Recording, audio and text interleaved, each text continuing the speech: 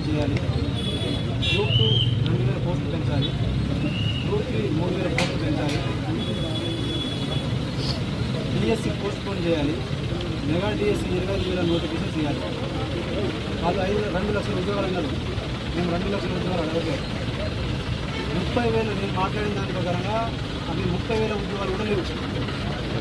మరి 30,000 ఉద్యోగాలు కూడా నువ్వు వచ్చిన సంవత్సరంలో 2 లక్షలు ఇస్తా ఉన్నప్పుడు 30,000 ఉద్యోగాలు కూడా నువ్వు ఇవ్వకపోతే నేను నిరుద్యోగులకు ఏం అండగా నిలబడినట్టు? జాబ్ క్యాలెండర్ ఎవరు అడగట్లేదు. నేను 2 లక్షల్లో ఉండమని చెప్పినంత మాత్రం నేను ఎవరు నమ్మలే. నీ నిరుద్యోగ వృత్తికి ఎవరు ఆశపడలే.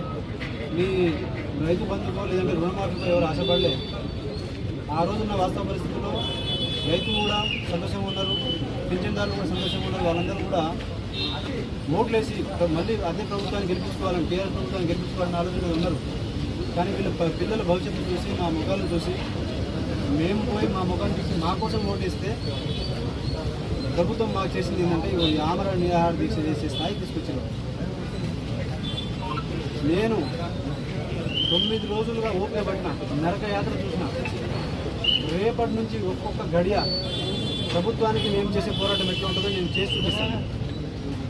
నాకు మద్దతు ఇచ్చినటువంటి ప్రతి ఒక్క మిత్రులకు, రాజకీయ నాయకులకు, ఈటెల రాజేందర్ గారికి, ప్రవీణ్ కుమార్ గారికి, హరీష్ రావు గారికి, కేటీఆర్ గారికి, రాకేష్ రెడ్డి గారికి, ఇటు సైడ్ మన రాణి రుద్రమ రెడ్డి గారికి, బక్క జడ్సన్ అన్న గారికి, పృథ్వీ అన్న గారికి, సంజీవ్ నాయక్ సేవల సేన జాతీయ అధ్యక్షులు సంజీవ్ నాయక్ గారికి, సంపత్ అన్న గారికి, రాజాలింగం అన్న గారికి, మిగతా మన రాజాలింగం అన్న ఊరు చేసి వ్యవస్థాపక అధ్యక్షులు బీసీ ఆయన అన్నగారికి, ఇక మిగతా మద్దతు ఇచ్చిన ప్రతి ఒక్కరికి కూడా నేను ఇప్పుడు ఈ ప్రెస్ మీట్ అయిన తర్వాత వాళ్ళందరినీ కలుసుకుంటూ వాళ్ళ యొక్క రేపు మేము నిరుద్యోగం చేయబోయే రేపటి నుంచి ఇప్పుడు దాకా తినకుండా చేసిన, తాగకుండా చేసిన, రేపు తింటూ తాగుతూ చేస్తే రేపు ఈ ప్రభుత్వం ఏ విధంగా మమ్మల్ని అడ్డుకుంటుందో, మీరు వాళ్ళు ఏ విధంగా మమ్మల్ని అడ్డుపడతారో మీరు వాళ్ళ విజ్ఞతగా వదిలేస్తా. వాళ్ళు ఏం చేయలేరు కూడా.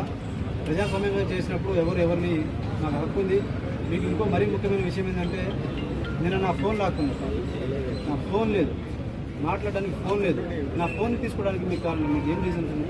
ఎవరు అసలు మీకు హక్కు ఏముంటుంది? నేను యాంటీ సోషల్ ఎలిమెంట్ చేసిన ఫోన్ లేకుండా ఎవరిని రానియకుండా ఇదే గాంధీ భవన్ చుట్టూ 2 కిలోమీటర్ల చుట్టూ మొత్తం పోలీసులను పెడితే పరామర్శ చేయడానికి నేను ఆ ప్రాసెస్లో చచ్చిపోతే